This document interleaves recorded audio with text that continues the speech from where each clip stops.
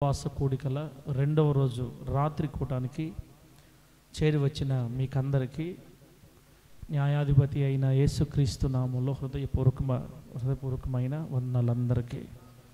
ప్రభువు మిమ్మల్ని ఆశీర్వదించునుగాక.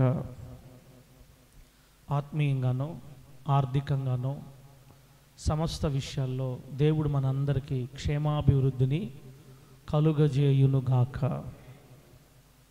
బిడ్డలారా, ఇంకొక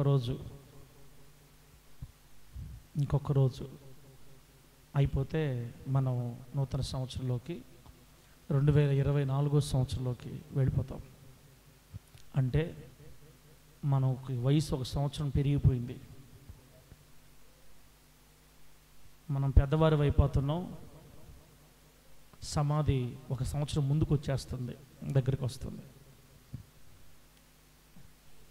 సమాధి అంటావు ఏంది నాయన, నువ్వు ప్రార్థనకు వస్తే సమాధి అంటున్నందుకు. కొంతమందికి భలే సెంటిమెంటు, సమాధులు చావు అంటే భలే ఇష్టం ఉండదు కొంతమందికి. ఒక సంవత్సరం పెరుగుతుందంటే మనం దగ్గర వెళ్ళిపోతున్నాము అని గుర్తు. బిడ్డారా, 2023 సంవత్సరం ముగింపులో ఈ సంవత్సర అంతంలో ఎందుకు ఈ ప్రార్థనలు పెట్టామంటే, నేను చెప్పాను మీకు, ఈ సంవత్సరం అంతా 12 నెలలు 365 రోజులు దేవుడు మనకు ఆయుష్ని ఇచ్చాడు. ఒక సంవత్సరాన్ని దేవుడు మనకు భాగ్యంగా దానంగా గిఫ్ట్గా ఇచ్చాడు. మనకు సంవత్సరం రోజుల ఆయుష్. మన భక్తిని బట్టి, మన శక్తిని బట్టి, మన జ్ఞానాన్ని బట్టి, మన మంచితనాన్ని బట్టి, మన ప్రేమను బట్టి, మన నీతిని బట్టి మనకు దేవుడు ఆయుష్ ఇవ్వట్లేదు. ఆయన వాత్సల్యమును బట్టి, దయను బట్టి, కృపను బట్టే మనకు ఆయుష్ పొడిగిస్తున్నాడు. పోయిన సంవత్సరం మీరు చూసిన వాళ్ళు ఈ సంవత్సరం మీ కంటికి ఇప్పుడు కనబడట్లేదు. చాలామంది చనిపోయారు. మనం ఎందుకు బతుకున్నాం? మనల్ని ఎందుకు బ్రతికిచ్చాడు దేవుడు? మనకెందుకు బ్రతుకుని ఇచ్చాడు? ఇంకా జీవించేట్లు ఎందుకు సహాయం చేస్తున్నాడు? ఆయన కొరకు బ్రతకాలని, ఆయన పని చెయ్యాలని, ఆయనతో నడవాలని, ఆయన కొరకు నివసించాలని దేవుడు మనకి దినాలు పొడిగిస్తున్నాడు, ఆయుష్ పొడిగిస్తున్నాడు. మన పితరుల కంటే మనలో ఏ మాత్రం నీతి లేదు. మన ముందు రోజుల్లో భక్తి చేసిన వాళ్ళకంటే మనలో అసలు ఏ మాత్రం భక్తి లేదు. అయినా ప్రేమగల దేవుడు వాత్సల్యం కలిగి నీకు నాకు ఆయుష్ను పొడిగించి ఒక సంవత్సరాన్ని గిఫ్ట్గా బహుమతిగా మనకిచ్చాడు. మొత్తం మీద 2023 అంతా మనం బ్రతికాం కాబట్టి, మనం 2023 వాళ్ళమే కానీ 2024 వాళ్ళం కాదు. మనం నిన్నటి వారమే కానీ ఈ రోజు వారమే కాదు. సంవత్సరం అంతా దేవుడిని గిఫ్ట్గా బహుమతిగా ఇచ్చాడు ఆయుష్ని. దేవుని కోసం బ్రతికావా? 2023 సంవత్సరంలో నువ్వు దేవుని కోసం ఏం పని చేసావు? 2023 సంవత్సరంలో, గతించిపోతున్న ఈ సంవత్సరంలో ప్రభు కొరకు నువ్వు ఏమి త్యాగం చేసి బ్రతకగలిగావు? ధైర్యంగా దేవుడి ముందు నిలబడి ఏ విషయంలో చెప్పగలుగుతావు? ఫలానా విషయంలో ప్రభువా నేను నీ కోసం బ్రతకగలిగా, ఫలానా విషయంలో నేను నీ కొరకు నిలబడ్డా, ఫలానా విషయంలో నీ కోసం జీవించడానికి సహాయం చేసావయ్యా, ఫలాని విషయంలో నేను నమ్మకస్తుగా నీ ఎదుట నిలబడగలిగానయ్యా. ఏ విషయంలో మనం దేవుని ఎదుట నిలబడగలం? ఎలా బ్రతికావు? గతించిపోతున్న ఈ సంవత్సరంలో దేవుని కొరకు నువ్వు ఏం చేసావు? ఏం చేసామని చెప్పుకోవాలి మనం ప్రభు దగ్గర. నాకు తెలిసి అయితే మనం అందరినీ దేవుడు చూపిన ప్రేమకు ప్రతిగా ఆయన్ని సంతోషపెట్టాల. మనందరిలో చాలామంది మనందరమే అవసరమైతే మనందరమే ఆయన్ని సంతోషపెట్టలేదు. ఆయన బాధ పెట్టిందే ఎక్కువ, ఆయన్ని గాయపరిచిందే ఎక్కువ, దేవుని ఏడిపించిందే ఎక్కువ, దేవునికి నష్టం కలుగు చేసిందే ఎక్కువ, దేవుని విషయంలో మనం అపనమ్మకస్తులుగా ఉన్నదే ఎక్కువ. ఆయన ప్రేమగల దేవుడై ఓపిక బట్టి ఓర్పు కలిగి ఇంకా టైం ఇస్తున్నాడు, మనకి ఎదురు చూస్తున్నాడు. మనం ఆయన మాట వింటామేమోనని మన బ్రతుకుల్లో ఈ సంవత్సరం అంతా ఎక్కడెక్కడ మనం పడిపోయామో, ఎక్కడెక్కడ దేవుని ఏడిపించామో, ఎక్కడెక్కడ ఆయన బాధ పెట్టామో, ఎక్కడెక్కడ ఆయన్ని మన ప్రభువుని వ్యతిరేకించి ఆయనకి ఇష్టం లేని కార్యాలు చేసి ఆయన్ని బాధ కలుగు చేసామో, వాటన్నిటిని గుర్తు చేసుకొని ఈ సంవత్సరం అంతట్లో మనం నడిచి వచ్చిన మార్గంలో ఎక్కడెక్కడ ప్రభువుని గాయపరిచామో అన్నీ గుర్తు చేసుకొని గుండెలు బాదుకొని ఏడ్చి ప్రభు దగ్గర సమాధానపడి వచ్చి, నాకు ముందు నువ్వు ఇచ్చే సంవత్సరంలో, రాబోతున్న సంవత్సరంలో నేను అసలు ప్రభువా ఈ సంవత్సరంలాగా బ్రతకను, ఈ సంవత్సరం వచ్చే సంవత్సరం నేను నీకోసం నమ్మకంగా బ్రతకతా, ఎక్కడెక్కడ నేను దెబ్బలు తిన్నానో ఈ సంవత్సరం వచ్చే సంవత్సరం నేను అలా ఉండకూడదయ్యా, నేను నీకోసం బ్రతకాలి, నిన్ను సంతోషపెట్టాలి, నీకోసం బ్రతకటమే నాకున్న ఒకే ఒక ఆశ అని మన బ్రతుకులు సరిచేసుకొని దేవుని కోసం నిలబడటానికే దిద్దుకునే ప్రార్థనలు ఇవి. ఆమేనండి. ఏం ప్రార్థనలు ఇవి? దిద్దుబాటు చేసుకునే ప్రార్థనలు, మనల్ని మనం సరి చేసుకునే ప్రార్థనలు, మనల్ని మనం చక్కపరుచుకునే ప్రార్థనలు, మనల్ని మనం ప్రభు దగ్గర బిడ్డలారా కడుక్కునే ప్రార్థన. నేను మీకోసం 8 వర్తమానాలు తీసుకొని వచ్చా చెప్పాలని, కానీ మీరు పోగొట్టుకున్నారు కొంతమంది ప్రియులారా. నాకు అర్థమైపోయింది, సరే దేవుని స్తోత్రం అని. మీకు 8 ప్రసంగాల్లో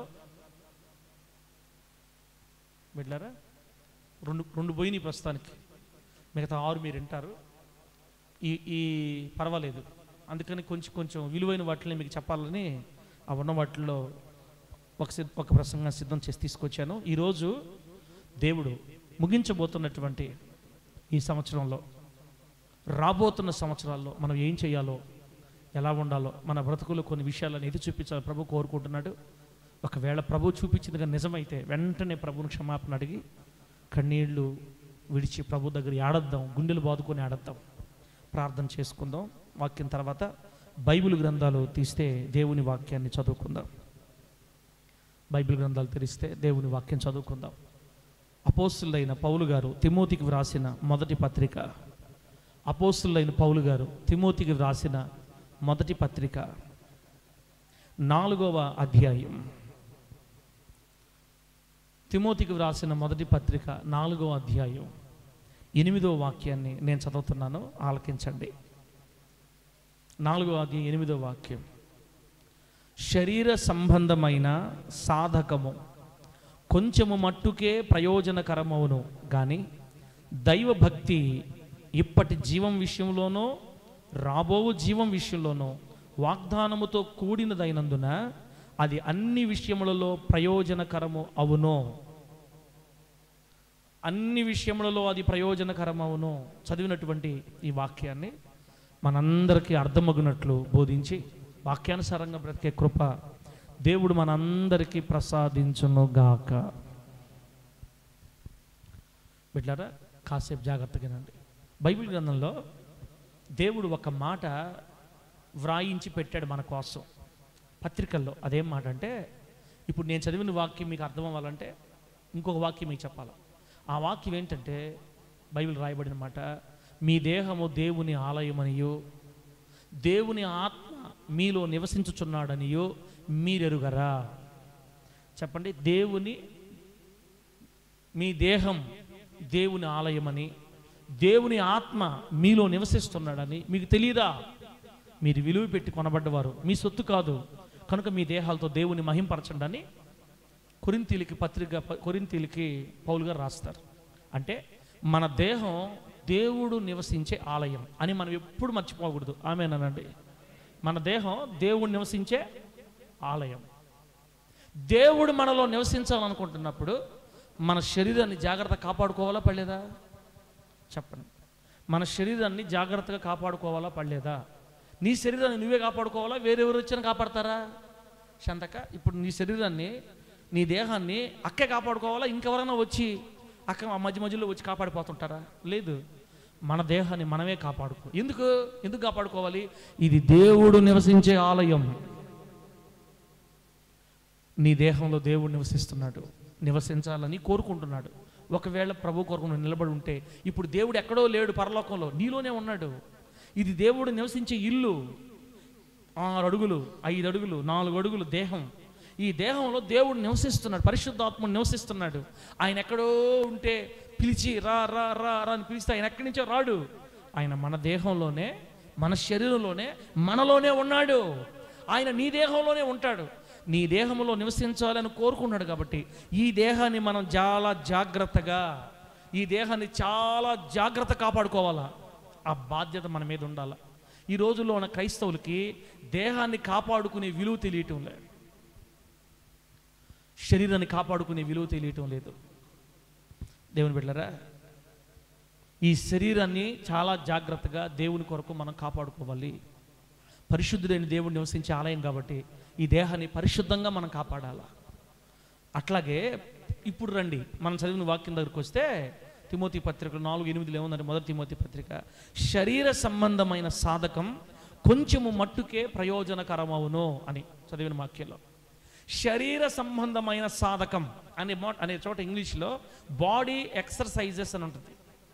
బాడీ ఎక్సర్సైజెస్, శరీర సంబంధమైన సాధకము కొంచెం మట్టుకు ప్రయోజనకరం అంటే దీని అర్థం ఏంటి తెలుసా? మనము ఎక్సర్సైజులు చెయ్యాలా అని చెప్తున్నాడు పౌలు గారు. బాడీ ఎక్సర్సైజులు దేనికి చేస్తారు?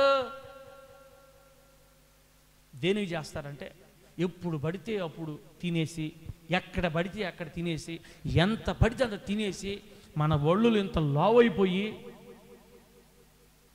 ఇంత లావు పెరిగిపోయి, ప్రార్థనకు లేయలేక, చర్చిలకు రాలేక, ఆటోల్లో కూర్చుంటే దించేసి, నువ్వు ఒక్కదాని వల్ల ఇద్దరు సీట్, నువ్వు ఒక్కదాని, నీ ఒక్కగా సరిపోతుంది, దిగే కిందకి, నీ ప్లేస్లో ఇద్దరు కూర్చుంటారు, దిగే అని ఆటోలో కూడా ఎక్కించుకోక, బయటకు వస్తే అవమానం అయిపోద్దేమోనని కొంతమంది లావ్ అయిపోయేసి శరీరాలని ఇష్ట ప్రకారం పెంచేస్తారు. దేవుని బిడ్డలారా, ప్రభు చెప్తున్నాడు, ఇది దేవుడు నివసించే ఆలయం. ఈ ఆలయాన్ని ఎంత పడితే అంత తినేసి, ఎక్కడ పడితే అక్కడ తినేసి, ఎప్పుడు పడితే ఎప్పుడు తినేసి, ఇంత లావును పెంచేసి, ఇది ఆయన ఆలయం. ఇది అందుకే బైబిల్ చెప్తుంది, శరీర సంబంధమైన సాధకం కొంచెం మట్టుకు ప్రయోజనకరం. అంటే మనందరం ఏం చేయాలంటే, అవసరమైతే ఉదయాన్నే వాకింగ్ చేయాలా, ఈ శరీరం దెబ్బతినకుండా, ఈ శరీరం మందగిచ్చిపోకుండా ఎప్పుడు చురుగ్గా ఉండేటట్లుగా శరీరం బాడీ ఎక్సర్సైజ్ చేయడానికి బైబిల్ మనకి అనుమతించింది. దేవునికి స్తోత్రం కలుగును గాక. చెప్పండి గట్టిగా హల్లెలూయా. శుభ్రంగా తిని పడుకుంటా ఉన్నాం అనుకో, ఏమైపోద్ది? ప్రేమరాజు కిందే పెరిగిపోతాం, ఇంక లేయలేం. మనం లేపాలంటే చేపట్టుకొని లేపాలి ఎవరొకరు. అట్లా ఉండకూడదు. ఇది దేవుని నివసించే ఆలయాలు. బిడ్డలారా, దేహాన్ని అస్తవ్యస్తంగా చేసుకుంటారు కొంతమంది. ఇది దేవుడు నివసించే ఆలయం అని తెలియక స్వీట్లు ఎక్కువ తినేసి, అరిసెలు ఎక్కువ తినేసి, జిలేబీలు ఎక్కువ తినేసి, 24 గంటల స్వీట్లు తిని, షుగర్ తెచ్చి పెట్టేసుకొని, లాస్ట్కి ఎక్కడ తగిలితే ఎక్కడ పుండైతే అక్కడ తినేస్తే వెళ్ళిపోద్ది లోపలికి. బాడీ, కాళ్ళు తినేస్తుంది, చేతులు తినేస్తుంది. ఎవరు చేయమని చెప్పారు నీకు దేవుని శరీరాన్ని, దేవుని ఆలయాన్ని? ఏంది కొత్తగా చెప్తున్నారు సార్, విచిత్రంగా చెప్తున్నాను ఈరోజు. మా నిజం, ఇది దేవుడు నివసిస్తున్న ఆలయము. కనీస శుభ్రత ఈ దేహాన్ని చాలా జాగ్రత్తగా శుభ్రంగా పెట్టుకోవాలి. సమయానికి స్నానం చేయాలి, మంచి బట్టలు కట్టుకోవాలి, ఈ శరీరం మీద మురికి లేకుండా చేసుకోవాలి. ఎందుకంటే బిడ్డ, ఇది దేవుడు నివసిస్తున్న ఆలయం. ఆమేన్ చెప్పు గట్టిగా హల్లెలూయా. ఒకవేళ నీదేగానైతే పేలికలు కట్టుకున్నా నేను అడిగేవాడిని కాదు. పేలికలు కట్టుకున్నా బాగా మురికిగా ఉన్నా నేను అడిగేవాడిని కాదు. ఇది దేవుడు నివసించే ఆలయం. దేవుడు కోరుకున్న సొత్తు ఇది దేవుని సొత్తు. ఇది విలువ పెట్టి కొన్నాడు ఈ దేహాన్ని. సాతాను చేతుల్లో తన ప్రాణం పెట్టి కొన్నాడు. ఇది ఆయన సొత్తు. ఆయన దేహమైన ఆయన ఆలయమైన ఈ దేహాన్ని చాలా జాగ్రత్తగా కాపాడుకోవాలి. అవసరమైతే వాకింగ్లు చేయాలి, రన్నింగ్లు చేయాలి, లావు రాకుండా జాగ్రత్తగా ఉన్న దాంట్లో. కష్టపడి పనిచేసే వాళ్ళకి ఇబ్బందులు లేదులే, నిడపట్టు ఉండే వాళ్ళకి ఈ బాధలన్నీ. నీకు వీలైనంత వరకు ఈ ఆలయాన్ని జాగ్రత్తగా కాపాడుకోవాలా. రోజు ఏం కడగాల? రోజా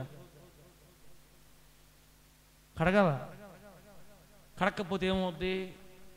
వాసన వస్తుంటే యేసు ప్రభు వారు అసలు ప్రార్థన దగ్గరికి రాడు. ఈ ఆలయం వద్దు, ఈ గుడి వద్దు నాకు నాయనా, ఈ గుడి వద్దు, ఈ ఆలయం వద్దు నాయన, నాకు నాయనా, నా వల్ల కావట్లేదు, దుర్వాసన.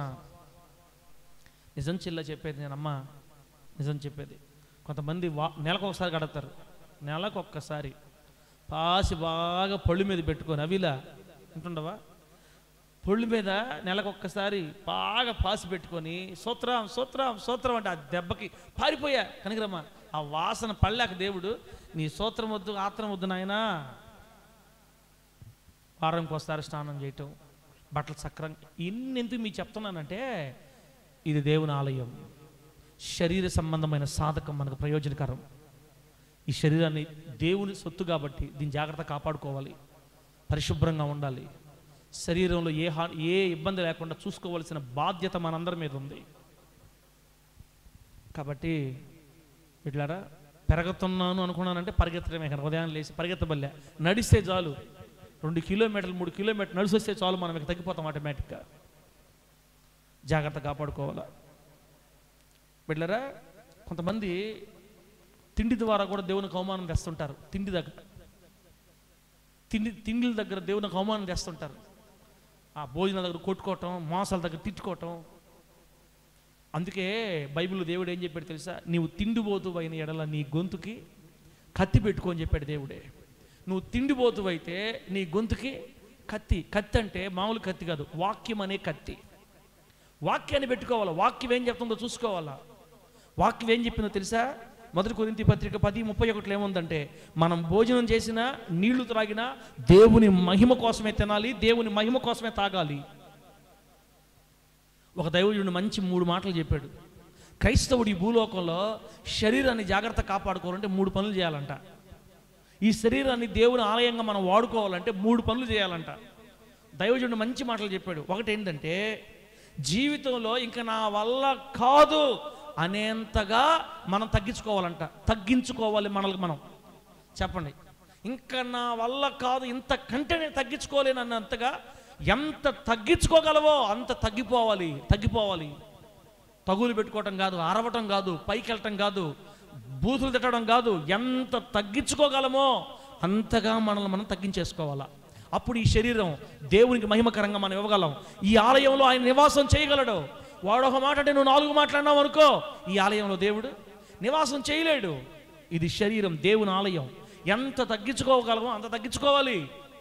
రెండో మాట, ఈ శరీరం దేవునికి ఆలయంగా ఉపయోగపడాలంటే, ఈ శరీరాన్ని మనం జాగ్రత్త కాపాడుకోవాలనుకుంటే, ఇంకా నిద్ర వస్తుంది అని అనిపిస్తూ ఉండగానే నిద్రలోంచి లేసేయాలి పైకి. దేవుడికి స్తోత్రం కలుగును గాక. చెప్పడం గట్టిగా హల్లెలూయా. ఇంకా నిద్ర వస్తుంది అనిపిస్తున్నప్పుడే లేసేయాలా. కొంతమంది నిద్ర ఎక్కువైపోయి లేస్తారు. ఇప్పుడు మనిషికి 6 గంటల నిద్ర చాలు. మన వయసు వాళ్ళకి 6 గంటల నిద్ర చాలు. టైం ఉంటే 7 గంటలు. 9 గంటకల్లా పడుకుంటే 4 గంటలకి 8 గంటలు 7 గంటల నిద్ర చాలు. 9 లోపల పడుకోవాలి మనం. అంతే. మనం పడుకోం, మనకు పనులు ఎక్కువ. 11, 12 చేసుకుంటాం. 12 గంటలకు చేసుకుని మళ్ళీ 5కో 6కో లేసి ఒక్కొక్కసారి 2 గంటల దాకా మేలుకొని కళ్ళు ఇంత వాయు పెట్టుకొని గ్యాస్ ట్రబుల్ పెరిగిపోయి లోపలంతా దెబ్బలు తిని, నీకు నిద్ర తక్కువైందమ్మా, నీకు తలనొప్పి వచ్చేసింది, నీకు గ్యాస్ ట్రబుల్ పెరిగిపోయింది, నరాల్లో గ్యాస్ ఎక్కువైపోయింది అని చెప్తుంటారు. ఎవరు చేసుకోమన్నారు దాన్ని? సమయానికి నిద్రపోమని, శరీరాన్ని జాగ్రత్త చేసుకోమని మనకి దేవుడే చెప్పాడు. శరీర సంబంధమైన సాధకం ఉండాలి. మనకి సాధన చేయాలి. శరీరాన్ని జాగ్రత్త కాపాడుకోవడంలో సాధన చేయాలా. ఇంకా నిద్ర వస్తుంది అన్నప్పుడే లేసేయాలి మనం. అంటే అతి నిద్ర కూడా ఉండకూడదు. శరీరం ఆరోగ్యంగా ఉండాలంటే ఎంత లేట్ అయినా 9:30, 10 లోపల పడుకోవాలా బిడ్డలారా. 5 గంటలకు లే, ఇబ్బంది ఏముంది. లేదా 4:30కి లే, 6:30 గంట సంతృప్తి చాలు. ఇంకా మళ్ళీ ప్రార్థన చేసి మళ్ళీ పనుకోకూడదు. కొంతమందికి బల అలవాటు ప్రార్థన చేయటం మళ్ళీ పనుకోవటం. 8కి లేస్తారు. ఇక్కడ ప్రార్థన చేసాం ఇంకా పనుకోవచ్చు. ఎక్కువ అతి నిద్ర అయిపోద్ది. కనుక ఎక్కువ అయిపోద్ది. ఇంకా నిద్ర వస్తుంది అన్నప్పుడు లేసేయాలి. మూడోది, ఇంకా ఆకలిగా ఉందన్నప్పుడు లేసేయాలంటే తినకుండా, తిండి దగ్గర నుంచి. ఇంకా నిద్ర వస్తుంది అన్నప్పుడే లేసేయాలి. ఇంకా ఆకలిగా ఉందన్నప్పుడే ఆహారం తినకుండా లేసేయాలి. తగ్గించుకోవడంలో ఇంకా నా వల్ల కాదన్న తగ్గించుకోవాలి. ఈ 3 విషయాలు కానీ మనం గుర్తుపెట్టుకుంటే మన శరీరం అమూల్యంగా దేవుని కోసం జాగ్రత్త పరచుకోగలం. రోగాలు రాకుండా కాపాడుకోగలం. సమయానికి స్నానం చేసి, దంతశుద్ధి, ఒంటి శుద్ధి జాగ్రత్త చేసుకొని, బట్టలు జాగ్రత్త కుట్టుకొని, ఇవన్నీ కూడా దేవుడు మన జ్ఞానానికి నేర్పించిన మాటలు. కొంతమంది ఇంకా బిడ్డలారా క్లీన్గా ఉండడం లే సంఘాల్లో. ఇంకా కొంతమంది క్లీన్గా రావడం లే. ఇంకా దేవుని బాధ పెడుతున్నారు. ఇది దేవుడి ఆలయం అయితే సోమరితనంగా సమయానికి నీట్నెస్ చేయకుండా చాలా ఇబ్బంది చేస్తున్నారు దేవుణ్ణి. నీ దగ్గర దేవుడికి బిడ్డలారా తెలియక ముందు చేసాం. ప్రభు నేర్పించినప్పుడు మనం నేర్చుకోవాలా. పరిశుభ్రంగా ఉండాలి. ఇది దేవుని ఆలయం. దేవునికి స్తోత్రం కలుగును గాక. చెప్పండి గట్టిగా హల్లెలూయా. సార్ నువ్వు ఉపవాస ప్రార్థనలు అని చెప్పి ఈ సంవత్సరంలో మనం ఎట్టుండాలో చెప్తానని చెప్పి ఏందో అన్నం తినాలా, నీళ్ళు తాగాల, శరీరాన్ని కాపాడుకోవాలని చెప్తుండవు. ఏం చెప్తున్నావు నువ్వు? ఆడకే తీసుకొస్తున్నా. మనం చదివిన మూలవాక్యంలో శరీర సంబంధమైన సాధకం కొంచెం మట్టుకే ప్రయోజనకరమవును, కానీ దైవ భక్తి ఇప్పటి జీవం విషయంలో, రాబోవు జీవం విషయంలో వాగ్దానముతో కూడినదైనందున అది అన్ని విషయాల్లో ప్రయోజనకరం. శరీర సంబంధమైన ఎక్సర్సైజులు బాడీకి కొంచెం మట్టుకు మేలే, కానీ ఇక్కడ ఏం చెప్తున్నారు పౌలు గారు? ఏం చెప్తున్నారు తెలుసా? పౌలు గారు ఏం చెప్తున్నారంటే, దేవభక్తి విషయంలో, దైవ భక్తి విషయంలో కానీ సాధన కానీ చేస్తే మనము ఈ సాధన రాబోవు జీవ విషయంలో కూడా మనకు ఉపయోగపడద్ది. దేవునికి స్తోత్రం కలుగును గాక. దైవ భక్తిలో సాధన చేయాలంటే మనం బాడీ ఎక్సర్సైజ్లు ఎట్లయితే సాధన చేస్తామో, ప్రతిరోజు సమయానికి నిద్రలేసి వాకింగ్ చేసి తక్కువగా తిని జాగ్రత్తగా నిద్రపోయి ఆరోగ్యాన్ని కాపాడుకోవడానికి రోజు ఎట్లా మనం సాధన చేస్తామో, దేవుని భక్తి విషయంలో కూడా మనం అలాగే సాధన చేయాలా. సాధన చేయడం ద్వారా మనకు కలిగే మేలు ఏంటంటే, రాబోవు జీవం అంటే పరలోక రాజ్యం, పరలోక పట్టణంలో మనం చేర్చేదానికి దేవుడు మనకు వాగ్దానం ఇచ్చాడు. కాబట్టి ఈ దేవ భక్తి సాధన చేస్తే పరలోక రాజ్యం నిశ్చయంగా మనం చేరదామని దేవుని వాక్యం సెలవిస్తుంది. అర్థమయ్యేటట్టు చెప్పాలంటే 2023 సంవత్సరంలో మనం దేవుని భక్తి విషయంలో సాధన చేయలా. అందరం పడిపోయాం. ఈ సంవత్సరం అంతా క్రమంగా ప్రతిరోజు ప్రార్థన చేసిన వాళ్ళు చేతులు ఎత్తండి. 365 రోజులు. ఇప్పుడు ఇది 364వ రోజు, రేపు 365వ రోజు. బిడ్డలారా, అబద్ధం చెప్పకుండా ఎవరన్నా ఒక్కరన్నా కూడా దేవుడి స్తోత్రం ధైర్యంగా ఎత్తండి. నేను ప్రార్థన చేయని రోజు లేదు అనేవాళ్ళు ఎవరైనా ఉంటే చేతులు ఎత్తండి. మీరేం మిమ్మల్ని ఎవరు టీవీలో చూపించట్లే, ఎవ్వగా చూడరు, మీరు ధైర్యంగా ఎత్తండి. ఒక్కరోజు కూడా నేను ప్రార్థన ఆప, ప్రతిరోజు ప్రార్థన చేశా, 364 రోజులు నేను ప్రార్థన చేశా ఇప్పటిదాకా అనేవాళ్ళు ఎవరన్నా ఉంటే చేతులు ఎత్తితే దేవుడు అని సంతోషిస్తాడు. అంటే నేను ఎత్తలా, నేను కూడా నిద్రపోయా ఒక్కొక్క రోజు చేయకుండా. అంటే ఒక్కరు కూడా లేరు చూడండి. నేను చెప్పలా, అదే చెప్తున్నాను నేను మీకు. భక్తిలో సాధన చేస్తే ఈ సంవత్సరం మనం దేవుడిని బాధ పెట్టుగా, వచ్చే సంవత్సరం ప్రభుని మనం బాధ పెట్టం. సాధన చెయ్యాలి. సాధన అంటే ఎక్సర్సైజ్. సాధన అనే పదం మీకు అర్థం చెప్పాలంటే బిడ్డలారా, సాధన అంటే ఒక నిర్ణీత సమయాన్ని, అంటే ఒక టైం పెట్టుకోవాలి. మనం పలానా టైం పెట్టుకోవాలి. నిర్ణీత కాలంలో క్రమం తప్పకుండా, దేవునికి స్తోత్రం కలుగును గాక. చెప్పండి, సాధన అంటే అర్థం ఏంది? ఒక టైం పెట్టుకోవాలి. ఆ టైంలో క్రమం తప్పిపోకుండా రోజు చేయడమే సాధన. మిస్ కాకూడదు. మళ్ళా ఒక టైం పెట్టుకోవాలి. ఆ టైంకి క్రమం తప్పకుండా ప్రతిరోజు చేయాలా, అదే సాధన. ఒకవేళ ఒక్కరోజు ఆపేసినా ఫలితం ఉండదు. రోజు వాకింగ్ చేయాలనుకోండి, వాకింగ్ చేస్తే ఆరోగ్యం అని చెప్తారు. మనోళ్ళు 3 రోజులు పోయి తగ్గట్లేదులే అని ఆపేస్తారు. 3 రోజులు నడిచి తగ్గరు. 2-3 నెలలు, 4-5 నెలలు నడవాలా. రోజు 4-5 నెలలు నడిస్తే అప్పుడు ఈ బాడీ కంట్రోల్లోకి రావడం స్టార్ట్ అవుతుంది. ఒకేసారి రాదు ఎవరికి కూడా.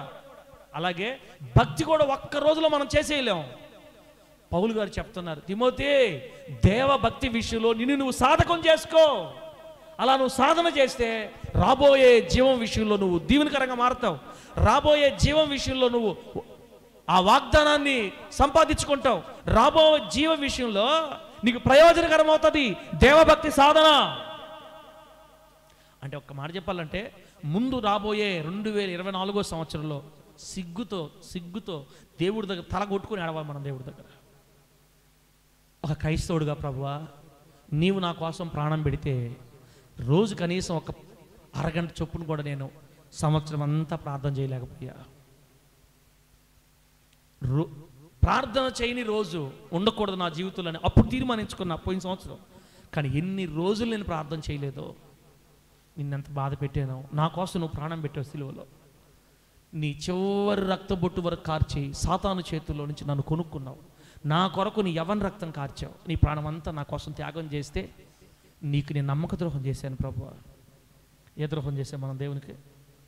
నమ్మక ద్రోహం చేశాం. ప్రభువుని బాధ పెట్టాం, గాయపరిచాం, ఆయన ఎంతో ఏడిపించాం.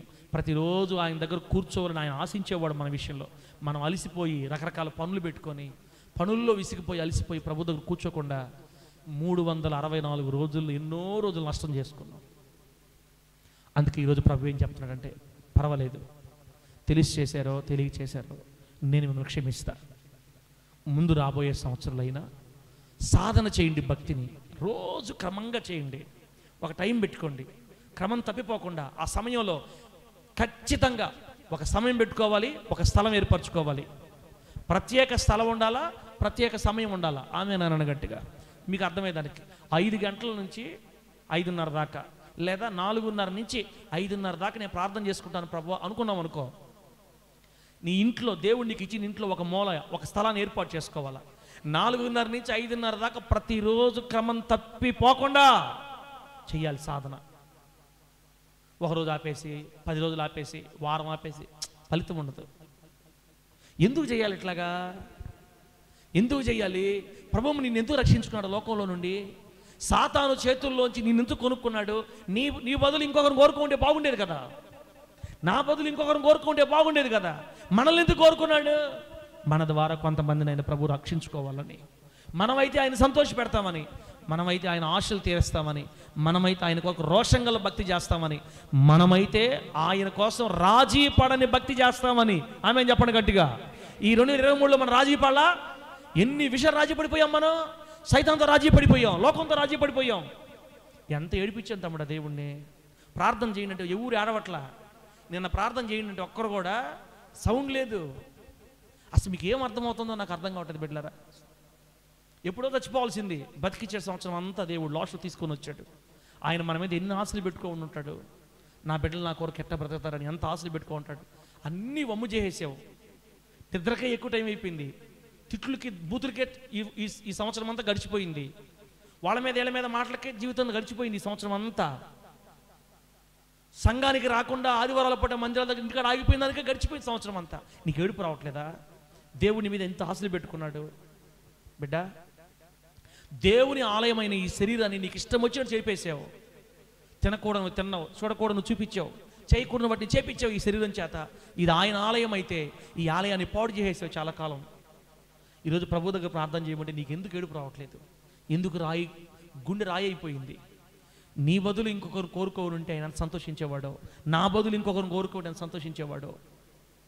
ఇప్పుడైనా పర్లేదు తమ్ముడా, ఇప్పుడైనా ఈ రోజైనా ఇంకొక రోజు మిగిలింది. దేవా, నాకు అసలు నిజంగా చెప్తున్నాను, నా వల్ల నీకు మేలే లేదు ప్రభువా. నేను ఎన్నిసార్లు ఎంత కాలం వ్యర్థం చేసుకున్నాను, ఎంత టైం వ్యర్థం చేసుకున్నాను. నిన్న నేను ఎందుకు ఏడ్చానంటే, ప్రభువా ఆరోను ప్రకాష్ వాళ్ళు వస్తారని వాళ్ళు దూరం ఇన్ని రోజులు సువార్త పోయింది, ఇన్ని రోజులు టైం వేస్ట్ చేసుకున్నాను. నీ పని నేను కూడా నమ్మకంగా చేయలేదు ప్రభువా. సువార్తలు క్రమంగా వెళ్ళలేదు నేను. ఈ సంవత్సరం నాకు అవకాశం ఇస్తే నేనే చిన్న బాక్స్ కొనుక్కొని ప్రతిరోజు కష్టపడతాను నీ కోసం. నా వయసులో ఒక సంవత్సరం అంతా ఎన్నో దినాలు వ్యర్థమైపోయినాయి. మనుషుల మీద ఆధారపడి కొంతకాలం పోయింది, సమయాల మీద ఆధారపడి కొంతకాలం పోయింది. నేను వ్యర్థం చేసేసాను ప్రభు నీ టైం అంతా. దేవుడితో మాట్లాడేటప్పుడు అన్నీ గుర్తు చేసుకోవాలి, అన్నీ ఆడవాలి ప్రభు దగ్గర. మీరు ప్రభుని నడిపించలేదా ఈ సంవత్సరం? మీ మీద ఎన్ని ఆశలు పెట్టుకున్నాడు ఆయన. మిమ్మల్ని ఎందుకు కోరుకున్నాడు దేవుడు? మనమేమైనా ఉన్నోళ్ళమా, డబ్బున్నోళ్ళమా, ధనవంతులమా, లక్షాధికారులమా, జ్ఞానవంతులమా? కాలగట్ల మీద తిరిగేవాడిని మనల్ని ఎందుకు కోరుకున్నాడు ఆయన? ఆయనకి ఇంకెవరు లేరా? నిన్ను ప్రేమించి నీ దగ్గరకు వచ్చి నిన్ను కోరుకొని నిన్ను ఆయన ఆకర్షించుకొని బిడ్డా నిన్ను కౌగిలించుకుంటే 2023 సంవత్సరంలో నువ్వు ఏం చేసావు దేవుని కోసం? అందరం దొంగలమే, అందరం ఏడిపించాం. మనం అందరం ప్రభుని ఏడిపించాం. గుండెలు వాదుకొని ఏడ్చినా కూడా ఆయన రుణాన్ని తీర్చలేం మనం బిడ్డరా. ఈరోజు వచ్చే సంవత్సరంలో 2024 సంవత్సరంలో ప్రభు ఏం చెప్తున్నాడంటే మనకి, ఇక మీదటైనా మీరు సాధన చెయ్యండి, భక్తి సాధన. ఆమె నన్ను గట్టిగా. ఏ సాధన? భక్తి సాధన. భక్తిని సాధన చేయాలా. ఒక్కసారి ఎవరు భక్తి చేయలేరు, ఒక్కసారి ఎవరు చేయలేరు. ఇది అలవాటు పడాలంటే సాధన చేయాలా. రోజు క్రమం తప్పకుండా సాధన చేయాలా. అప్పుడే మనం అన్ని విషయాల్లో పరిపూర్ణంగా మారతాం. అప్పుడే దేవుడు కృప చూపి నిలబెడతాడు. సాధన అంటే ఏంది? ప్రతిరోజు క్రమం తప్పకుండా ఒక సమయాన్ని ఏర్పాటు చేసుకొని క్రమం తప్పకుండా చేయాలి దాన్ని. అప్పుడే ఫలితం ఉంటుంది. మధ్యలో ఆపేస్తే ఫలితం ఉండదు. పరుగు పందెలు తెలుసు కదా, అరనా పరుగు పందాలు తెలుసా? పరిగిస్తూ ఉంటారు, టీవీలో చూస్తుంటాం మనం. గుర్ర పందాలు తెలుసా? ఈ గుర్ర పందాల్లో గెలిచే వాళ్ళు అప్పటికప్పటికే పోతారా, ముందు నుంచి వాళ్ళు ప్రాక్టీస్ చేస్తుంటారనా? ముందు నుంచి గుర్ర పందాలు కాదు, ఆ రోజే కొత్తగా వచ్చి గుర్రం ఎక్కుతారా? లేదు, ముందు నుంచే ప్రాక్టీస్ చేస్తూ ఉంటారు. పరిగెత్తే వాళ్ళు పరిగెత్తుతుంటారు. క్రికెట్ ఆడుతుంటారు, క్రికెట్ ఆడేవాళ్ళు అప్పటికప్పటికే వచ్చి ఆడతారా? అంత ముందు నుంచి ప్రాక్టీస్ చేస్తూ ఉంటారా? ప్రాక్టీస్. ఏ పనిలోనైనా నిపుణత రావాలంటే సాధన చెయ్యాలి. ఈరోజు మనం ఎందుకు ప్రార్థనా పరులుగా ఉండలేకపోయాం చెప్పండి? ఇక్కడ కూర్చున్న వాళ్ళు ఎవరు కూడా ప్రార్థనా పరులు కాదు. అవసరం వస్తే ప్రార్థన చేస్తారు, బాగా లేకుండా వస్తే ఏడుస్తారు, పిల్లలకు బాగా లేకపోతే ఏడుస్తారు, ఇంట్లో ఏదైనా కరువు వస్తే ఏడుస్తారు, అవసరమైతేనే ఏడుస్తారు. క్రమంగా ప్రార్థన చేసేవాళ్ళు ఎందుకు లేరు మనలో అంటే, మనలో భక్తి తగ్గిపోయింది బిడ్డలరా. మనలో భక్తి పోయింది, మనలో భక్తి తగ్గిపోయింది. భక్తి శాతం సాతానుగా తగ్గించేశాడు.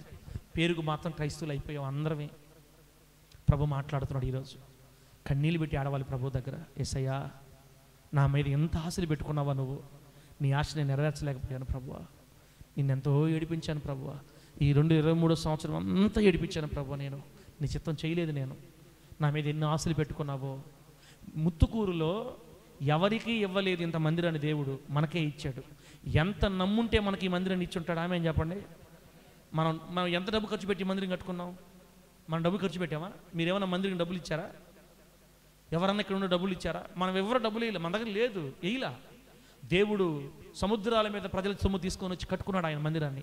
ఎందుకు మనకే ఎందుకు కట్టించాడంటే, మనల్ని నమ్మాడు దేవుడు. నా బిడ్డలకి నేను మందిరం ఇస్తే నా కోసం బతుకుతారు, నా పని చేస్తారు, నా కొరకు కన్నీళ్ళు విడుస్తారు, సాక్షులుగా ఉంటారు, నా మహిమ కోసం బతుకుతారని ప్రభు మనకు మందిరాన్ని ఇస్తే, మందిరాన్ని కలిగి ఉన్న మనం మందిరాలకు రాకుండా ఈ సంవత్సరం అంతా మనకి ఇష్టం వచ్చిన బతికాం. ఏ విషయంలో చూసుకున్నా మనం ఆయన ఏడిపించాం. కానీ ఆయన ఏమంటాడు తెలుసా? సరే, తెలిసి చేసావు బిడ్డ, తెలియక చేసావు. ముందుండే సంవత్సరం అయినా సాధన చేయి, ముందుండే సంవత్సరం అయినా సాధన చేయి. భక్తి సాధన, దేవభక్తి విషయంలో మాట ఎంత మంచి మాట చూడండి. శరీర సంబంధమైన సాధకం కొంచెము మట్టుకే ప్రయోజనకరమవును కానీ దైవ భక్తి సాధన ఇప్పటి జీవం విషయంలోనూ రాబోవు జీవం విషయంలోనూ అది అన్ని విషయాలలో ప్రయోజనకరమవును, వాగ్దానంతో కూడినందువల్ల. అంటే బిడ్డలారా, మనం ప్రార్థన చేసుకుందాం. భక్తిని సాధన చేయాలి. వచ్చే సంవత్సరంలో ఎల్లుండి నుంచి 1వ తేదీ నుండి నూతన సంవత్సరం మనం తీర్మానం చేసుకోవాలి. ప్రభువా, ఇదిగో నేను తీర్మానం చేసుకుంటున్నా, ఇక మీదట ప్రతిరోజు క్రమం తప్పకుండా నేను భక్తిని సాధన చేస్తాను అని తీర్మానించుకోవాలి. మనం ఎవరికి వారే ఏ ఊరితో చెప్పుకోబల్లే, నేను పోయి ఇంకొక ఆయన పోయి ఊరితో చెప్పుకో, మనం ప్రభుతో చెప్పుకోవాలి. ప్రభువా, నేను భక్తిని సాధన చేస్తా, రాబోయే జీవం విషయం నాకు ప్రయోజనకరం అవ్వాలి, నువ్వు చెప్తున్నావు సాధన చేయమని అని భక్తిని సాధకము చేస్తూ ఉండగా పరిశుద్ధాత్ముడు మనకు సహాయం చేసి మనల్ని అత్యున్నతమైన ప్రార్థనా పరులుగా దేవుడు మార్చేస్తాడు. ఆమె చెప్పండి గట్టిగా. ఆయన కొరకు మనం రోషంగా ఒక తీర్మానం తీసుకుంటే దేవుడు నిలబెడతాడు మనల్ని. గంటలు ఏం చేయబోలే, అరగంట తీసుకోండి. ప్రతిరోజు పలానా టైంకి అరగంట ప్రార్థన చేసి తీరాలంతే. ప్రతిరోజు అరగంట చెయ్యాలా? భక్తిలో మనం ఏమేం చేయాలో నేను టకటక మీకు చెప్తాను, గుర్తుపెట్టుకోండి. నేను ఎక్కువ విషయాలు రాసుకొచ్చాను కానీ మీకు తక్కువ విషయాలు చెప్తా. నంబర్ 1, 2 తిమోతి పత్రిక 4వ అధ్యాయం 13వ వచనంలో వ్రాయబడిన ప్రకారం, 2 తిమోతి పత్రిక 4:13 చదువుమా. 2 తిమోతి పత్రిక 4:13, నీవు వచ్చినప్పుడు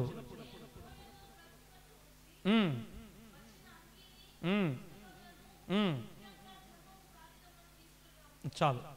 అక్కడ చర్మపు కాగితాలు అంటే దేవుని వాక్యం రాయబడిన పుస్తకాలని, దేవుని వాక్యం రాయబడిన గ్రంథాలు. అంటే ఈ వచనం ప్రకారం భక్తి సాధన చేయాలనుకుంటున్న వాళ్ళు మొట్టమొదటిగా వాక్యములో సాధన చేయాలి అని అర్థం. దేవుని వాక్యములో సాధన చేయాలి అంటే ఒక సమయాన్ని పెట్టుకోవాలి ప్రతిరోజు. ఆ సమయాన్ని ఖచ్చితంగా కూర్చోవాలి. కనికరాజు, నీ ఇంట్లో నువ్వు వేకువజామున ఉదయాన్న 5 గంటలకి లేదా 6 గంటలకి నేను బైబిల్ తీసుకోవాలా, కూర్చోవాలా. 6:30 దాకా 7 దాకా టయాన్ని బట్టి, మీ సమయాన్ని బట్టి ఒక అరగంట అనుకుందాం, అరగంట సేపు నేను దేవుని వాక్యాన్ని చదవాలి అని పెట్టుకుంటే క్రమం తప్పకుండా ప్రతిరోజు ఆ నిర్ణీత సమయంలో క్రమం తప్పిపోకుండా మనం రోజు చేస్తా వెళ్తూ ఉండాలి. అది సాధన. కొన్ని దినాలకి దేవుడు మనకు అమృతంగా మార్చేస్తాడు. ఈ విధంగా నువ్వు దేవుని వాక్యం చదువుతూ వెళ్తా ఉంటే గొప్ప గొప్ప విషయాలు ప్రభు నీకు తెలియజేస్తాడు. సార్ మేము చదువులేని వాళ్ళమి, సిగ్గుండాలి ఆ మాట అసలు చెప్పాలి. ఆ మాట చెప్పాలంటే మనం మాత్రం చదువు లేదు అనాలంటే, సినిమా చూస్తే సినిమా అర్థం అవుద్దా? అర్థం కదా. చదువు లేని వాళ్ళకి సినిమా చూస్తే అర్థం అవుద్దా? అర్థం కదా. సీరియల్ చూస్తే అర్థం అవుద్దా? అర్థం కదా. సీరియల్ పేరు చెప్తారా? చెప్పరా? అవి ఎట్టు గుర్తు వస్తాను చదువు లేని వాళ్ళకి? సీరియల్లో నటించే వాళ్ళ పేర్లు గుర్తున్నాయా లేదా? సినిమాల్లో ఉండేవాళ్ళ పేర్లు గుర్తున్నాయా లేదా? అవి గుర్తున్నప్పుడు ఎందుకు గుర్తులేవు? దెబ్బలు లేకనమాట దేవుడి దగ్గర. అదొక సాకు. నాకేం లేదు అరనా, ఏం లేదు, నాకు చదువు లేదు, నాకేం తెలియదు. నేర్చుకో, పిల్లల దగ్గర నేర్చుకో, బుక్ తెచ్చుకో, వాళ్ళు ఉంటాయి, నేర్చుకో, ఏడు దేవుడి దగ్గర. నీ గ్రంథాన్ని చదివే కృప నాకు ఈ ప్రభువా. చదువుకునే పిల్లల దగ్గర పోయి కూర్చో. అమ్మ ఇదేం చెప్పాలి అమ్మా, అమ్మ వాళ్ళమ్మ, అమ్మ ఇదటమ్మా, అమ్మ ఇదట్లమ్మా, వాళ్ళు నేర్చుకో, కాగుడింతలు నేర్చుకో, ఒత్తులు నేర్చుకో. అయిపోయి వచ్చేస్తా బైబిల్ చదివచ్చు నువ్వు అంతే. వాళ్ళు కాగుణింతాలు ఒత్తులు ఈ 3 నేర్చుకుంటే నువ్వు బైబిల్ ధారావాహికం చదివేచ్చు రాబోయే రోజుల్లో. అవి నేర్చుకోలేక చదువు రాదు నాకు, అది రాదు నాకు. ఇప్పుడు మా యాకోబన్న చూడండి, యాకోబన్న వాక్యం చదివితే 170 తప్పులు ఉంటాయి దాంట్లో. అయినా ధైర్యంగా చదువుతా ఉండగా వచ్చేస్తుంది బాగా నీట్గా. ఒకేసారి ఎవరికి రాదు. అన్న చదువుకున్నాడా? అన్న బడికి పోయాడా? అన్న చదవట్లేదా? పెట్టారా? దేవుని వాక్యమే ఈ భూలోకంలో కల్లా శ్రేష్టమైనది మనకి. ఆమేనండి. 170 సవర్ల బంగారం కన్నా, కోటాను కోట్ల రూపాయల డబ్బు కన్నా, 20-30 అంతస్తుల బంగ్లాల కన్నా, కారుల కన్నా ఈ భూలోకం దేన్ని పోల్చగలుగుతాం దేవుని వాక్యంతో? అసలు దేన్ని పోల్చగలం దేవుని వాక్యంతో? ఈరోజు చచ్చిపోతే ఏమొస్తాయి మనతోటి? ఏమొస్తాయి తమ్ముడా? ఆరోను నీకేమైనా వస్తాయా? పోస్ట్ ఆఫీస్ డబ్బులు ఏమైనా వస్తాయా? ఆరోన్కి ఇంటి పోస్ట్ ఆఫీస్ డబ్బులు ఏమన్నా ఆరోన్కి పోస్ట్ ఆఫీస్ డబ్బులు తీసుకొచ్చి ఇస్తారా? ఎవరు వస్తారు మనతోటి? ఈ లోకంలో నువ్వు ప్రేమించే వాళ్ళు ఎవరు రారు నీతో. ఏ డబ్బు రాదు. ఈరోజు పరిగెత్తుతున్నావే డబ్బు అని, ఏది రాదు నీతో. నువ్వు దేవుని కోసం బ్రతికిందే వస్తుంది రేపు. అందుకే చదువుకొని ఆ ఇంట్రెస్ట్ ఉంటే ముసలోళ్ళని నేర్చుకోవచ్చు దేవుడి కోసం. ముసలోళ్ళైనా ఇంట్రెస్ట్ లేదు, ఆసక్తి లేదు మనకు దేవుని మీద. దేవుని వాక్యమే శ్రేష్టమైంది. నీ వాక్యమే నా పాదాలకి దీపమయ్యా, నీ వాక్యమే నా పాదాలకి దీపం, అదే నా త్రోవకు వెలుగు. అది లేకపోతే, నీ ఉపదేశ మార్గాలు లేకపోతే నేనేమైపోయేవాడినో. యవనస్తులు దేని చేత తమ నడత శుద్ధిపరచుకుందరు? నీ వాక్యాన్ని బట్టి దాన్ని జాగ్రత్తగా చూసుకుంటూ చేతనే కదా ప్రభువా. యవనస్తులు తమ నడతని శుద్ధి చేసుకోవాలంటే వాక్యం ఉండాలి. ఆ వాక్యమే చదవనీయకుండా దేవుడు సైతంగాడు మనకు చదువు లేకుండా చేసేసాడు. చదువు లేదని ఒక పేరుతో సినిమాలన్నీ గుర్తుంటాయి, మళ్ళా చదువు వాక్యమే గుర్తుండదు. సిగ్గుపడాలి మనం చదువు లేదని చెప్పడానికి. కరుణకు కూడా సిగ్గుపడాలి. కరుణకు అసలు చదువు లేదు అనకూడదు. కనికరాజు కొడుకు దగ్గర పోవాలా పలకెత్తుకొని, రే అభయ నాకు నేర్పించని, రే విజయ నాకు నేర్పించు, వాళ్ళు నేర్పించు, లేమ దగ్గర పోవాలా చదువు నేర్పించమని. ఇప్పుడు చచ్చిపోతే ఏమొస్తాయి మనతో? ప్రభుకి ఏం చెప్పాలి? మనం ఏం చెప్పాలి? ఎంత నమ్మాడు మనల్ని. వాక్యములో సాధన చేయాలి. నీవు నేను మనమందరమే ప్రతిరోజు ఒక టైం పెట్టుకొని ఒక అధ్యాయమో 2 అధ్యాయాలు ఒక అరగంట సేపు చదువుకోవాలి. ప్రతిరోజు ఒక టైం చదవాలి. అప్పుడు కదా నా బిడ్డ ఒక టైం పెట్టుకొని నా కోసం ఎంత త్యాగం చేస్తున్నాడు నా బిడ్డ. ప్రతిరోజు నా దగ్గర కూర్చుంటుంది నా కూతురు, నా కుమార్తె వాక్యం చదువుకుంటుంది, ప్రార్థన చేస్తుంది, కన్నీళ్లు విడుస్తుంది. నన్ను స్తుతించిన తర్వాతే నా బిడ్డ పనికి వెళ్తుంది. మీకు విషయం తెలుసా? భూమి మీద ఉన్న ప్రతి జీవి వేకుజాముని లేచి దేవుని స్తుతిస్తుంది. ఆమె చెప్పండి. 4 గంటల తర్వాత ఇంక ఏ జీవి నిద్రపోదు. కోళ్ళు నిద్రపోతాయా 4 గంటలకే? కాకులు నిద్రపోతాయా? ఇంక ఏ పక్షులు నిద్రపోవు. 5 దాటి 5కు ముందే అన్ని జంతువులు లేచేస్తాయి, అన్ని జీవరాశులు లేచేస్తాయి, కుక్కలు లేచేస్తాయి, నక్కలు లేచేస్తాయి, పందులు లేచి ఏది నిద్రపోవు. 4 తర్వాత ఈ భూమి మీద దేవుడు చేసిన సృష్టిలో ఏ జీవి, ఏ పువ్వు ఏ నిద్రపోవు, అన్నీ లేచేస్తాయి వేకుజామున. ఒక్క మనిషే లేట్లా, ఒక మానవుడే లేయట్లేదు వేకుజామున. దేవుని స్తుతించట్లేదు, దేవుని దగ్గర గడపట్లేదు. మనం సాధన చెయ్యాలి. ఒక్క రోజుతో చేయలేదు దీన్ని. మనం ఒక టైం పెట్టుకోవాలి. భక్తి సాధన. ఆమేనండి. ఏ సంవత్సరం చేయాలి మనం దీన్ని? రాబోయే సంవత్సరంలో భక్తి సాధన చేయాలి. నా జీవితంలో ఒక సంవత్సరం వేస్ట్ అయిపోయింది ప్రభువా, ఈ సంవత్సరం అంతా నేను వ్యర్థం చేసుకున్నాను ప్రభువా, 2024 పొర్రపాటును కూడా 23లాగా ఉండకూడదు ప్రభువా, నేను వచ్చే సంవత్సరంలో నీకు మహిమకరంగా బతకాల. నాకు వచ్చిన 4 మాట చదువుకుంటాను ప్రభు, వాక్యాన్ని నేర్చుకుంటా, మా సార్ చెప్పినట్టు చదువు నేర్చుకుంటాను నేను. నాకు సహాయం చేయ ప్రభు. ఏడిస్తే ఎందుకు ఇవ్వడు దేవుడు నీ చదువు? ఇస్తాడు దేవుడు ఖచ్చితంగా. మనకు దేవుడు వాక్యానికి సమయం పెట్టుకొని వాక్యాన్ని సాధన చేయాలి. బిడ్డలారా, బైబిల్ గ్రంథంలో దేవుని వాక్యం చదివిన మన భక్తుల్ని దేవుడు ఆయన మహిమ కోసం వాడుకున్నాడు. యెహోషువ క్రమం తప్పకుండా దేవుని వాక్యం చదివేవాడు. దావీదు గారు క్రమం తప్పకుండా దేవుని వాక్యం చదివేవాడు. దానియేలు క్రమం తప్పకుండా ధర్మశాస్త్రం చదివేవాళ్ళు. వాళ్ళందరూ దీవించబడ్డారు. దేవుని వాక్యం లేనివాడు ఎంతన్నా సున్నా ఈ భూలోకాలు అంతే. దేవుని వాక్యం కలిగినోడే గొప్పవాడు ఈ లోకంలో దేవుని దగ్గర. ఆ వాక్యమే లేకపోతే నీవు ఎంత సంపాదించుకున్నా వ్యర్థం. రెండోది బిడ్డ, రెండోది తెస్సలోనిక సంఘానికి రాసిన మొదటి పత్రిక 5వ అధ్యాయం 15వ వచనంలో ఏం రాయబడిందంటే, మొదటి తెస్సలోనికయులకు రాసిన పత్రిక, తెస్సలోనికలకు రాసిన మొదటి పత్రిక, మొదటి తెస్సలోనికయులకు 5వ అధ్యాయం 15వ వాక్యంలో, ఎడతెగక, అదేమా విసుగునందక, చదువు.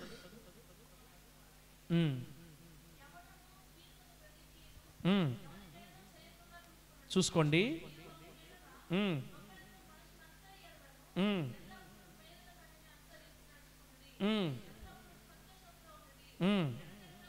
అది ఎడతెగక ప్రార్థన చేయుడి. భక్తి సాధనలో రెండోది, మొదటిది వాక్యం, రెండోది ప్రార్థన. ఫస్ట్ ప్రార్థన చెప్పచ్చు కదా, దేవుడు కాదు, వాక్యం ఉండాల. వాక్యం ఉంటేనే ఒక మనిషి భక్తిలో జీవించగలుగుతాడు. అక్క ఏం చేయాలో ఏం చేయకూడదు తెలియకపోతే వాడు ఏం చేయగలుగుతాడు? భక్తి. మనం ఏది నీతో, ఏది అపవిత్రతో, ఏది పాపమో, ఏది కీడో మనకు తెలియాలంటే ముందు మనకు వాక్యం తెలియాలా. అందుకే దేవుడు మొదట వాక్యాన్ని పెద్దపీట వేశాడు. వాక్యాన్ని సాధన చేయాలి, వాక్యం చదవాలి, ఎక్కువ చదవాలి. నువ్వు ఎంత ఎక్కువ వాక్యం దగ్గర కూర్చుంటావో నీ ముఖం అంత వెలుక్కరంగా మారిపోద్ది. రెండోది ప్రార్థనలో సాధన. ఇది కూడా అంతే. ప్రతిరోజు టైం పెట్టుకో, ఒక సమయం అనుకోవాలి, ఒక స్థలం ఎన్నుకోవాలి. ఆ సమయానికి గంటలొద్దు, ఒక అరగంట పెట్టుకో, రోజు చాలు. ఖచ్చితంగా ప్రార్థన చేయి, ప్రతిరోజు చేయి, క్రమంగా చేయి. ప్రభు నిన్ను ఆస్వాదించకపోతే నన్ను అడుగుకనా. ఆమె చెప్పండి గట్టిగా హల్లెలూయా. కట్టబడని ఇళ్ళు కట్టబడవా? తీరని రోగములు బాగోవా? స్థితిగతులు మారవా? చరిత్ర మార్చడా? జీవితాలు ఆశీర్వాదకరంగా మన ప్రభు మనల్ని మార్చడా? వెళ్ళిపోతే ఏమి విశ్వాసులు, అలిగిపోతే ఏమి మనకివ్వడా? మనం చేసుకోలేకపోతున్నాం ప్రభు దగ్గర, మనం సంపాదించుకోలేకపోతున్నాం ప్రభు దగ్గర. 364 రోజుల్లో మనం ప్రార్థన చేసింది ఎన్ని రోజులంటే ఒక్కరు చెప్పలా. ఈసారి మళ్ళా వచ్చే సంవత్సరం ఇదే రోజు ప్రార్థనలో నేను మిమ్మల్ని అడగతా, మీరు నన్ను అడగాల, అందరం అడుక్కుందాం ఆ రోజు కూడా. మళ్ళా అప్పుడు చేతులు ఎత్తాలా. ఎత్తకపోతే మాత్రం ముందుగానే కాల్చి పెట్టేస్తాడు ఒకటి. అక్క తెలియక ముందంటే దెబ్బలు వదిలేయండి. తెలిసిన తర్వాత కూడా అమ్మ మిమ్మల్ని గాలిస్తే ఇంక మళ్ళీ ఇంకేముంది, ముత్తుకుదంతా చెప్పకపోయా, నాకు వద్దు, నాకు ఎందుకు వచ్చిన బాధలే నాయన. తెలిసిన తర్వాత కూడా జాగ్రత్త పడకపోతే. అందుకే యెహోషువ గారు ఏమంటారు తెలుసా? మీరు ఎవరిని సేవించాలని కోరుకున్నా మీ ఇష్టం ఇశ్రాయేలీయులారా, నేను నా ఇంటివారు యెహోవాను మాత్రమే సేవిస్తాం. ఆమేన్ చెప్పండి. నేను నా ఇంటివారు నా దేవుణ్ణే సేవిస్తాం, ఆయనకే ప్రార్థన చేస్తాను, ఆయన్నే పూజిస్తా. నా మట్టుకైతే నేను క్రమంగా ప్రార్థన చేసుకుంటా. ప్రతిరోజు నా ప్రభుతో గడిపిన తర్వాతే లోకంలోకి వెళ్తా. నేను ఎంత అలసిపోయినా సమయానికి లేచేస్తా. అందుకే త్వరగా పడుకుంటా. నా ప్రభుతో గడపని రోజు నాకు ఉండకూడదని సాధన, భక్తి సాధన. 1 ప్రార్థనలో, వాక్యంలో సాధన, 2 ప్రార్థనలో సాధన. యేసుక్రీస్తు వారు ప్రార్థన చేశారా? చేయలేదక్క? క్రమం తప్పకుండా గెత్సెమనే తోటలోకి వెళ్ళి మన ప్రభువుని యేసు అప్పుడప్పుడు ప్రార్థన చేసేవాడు కాదు, ఎప్పుడు ప్రార్థన చేసేవాడు. ప్రతిరోజు ప్రార్థన చేసేవాడు. ప్రతిరోజు వేకువజామున వెతుక్కుంటా వెళ్ళేవాళ్ళు శిష్యులు ఆయన ఎక్కడుండేవాడు తెలుసా? అరణ్య ప్రదేశంలో ఏకాంతంగా ప్రార్థన చేసుకుంటూ ఉండేవాడు. అక్కడికి వెళ్ళి పట్టుకునేవాళ్ళు ఆయన శిష్యులు. యేసుక్రీస్తు బతుకున్నంతసేపు శిష్యులు ప్రార్థన చేయలే. యేసుక్రీస్తు చనిపోయి తిరిగి లేచి ఆయన పరలోకం వెళ్ళిన తర్వాత శిష్యులు స్టార్ట్ చేశారు ప్రార్థన చేయటం. 12 మంది అపోస్తలు ప్రార్థన చేశారు, యేసుక్రీస్తు ప్రార్థన చేశారు. దానియేలు ముమ్మారు రోజుకి 3 సార్లు మోకాళ్ళుని ప్రార్థన చేశారు. చెప్పుకుంటాం తమ్ముడా, మనం చెయ్యం. అందుకే వాళ్ళు ప్రపంచాన్ని కదిలించగలిగారు. రోజుకు 3 సార్లు మోకాళ్ళ నుంచి ప్రార్థన చేసి, కనీసం ఒక్కసారి ప్రార్థన చేస్తే క్రమంగా ఒకటే ప్రార్థన చేయాలా. నేను క్రమంగా ప్రార్థన చేయకపోతే నన్ను తీసేసుకొని ప్రభు అని ప్రార్థన చేద్దాం. మనం చేద్దాం వద్దా? నేను క్రమంగా ప్రార్థన చేయలేకపోతే నన్ను తీసేసుకో ప్రభు భూమి మీద. ఎందుకు? నా వల్ల నీకు ఉపయోగం లేదు అసలు. మేలు ఒక్కడి వల్ల నా వల్ల నీకు ఒక్క ఉపయోగం లేదు. నీకు భూమికి బరువు, నీకు బరువు నేను అంతే. నా వల్ల ఒక్కడ మార్చబడలా. 5-6 సంవత్సరాలు అయింది. నా వల్ల ఒక్కడన్నా నీ దగ్గర రావాలా, నేను నీకు మహిమకరంగా మారాలా బతికితే.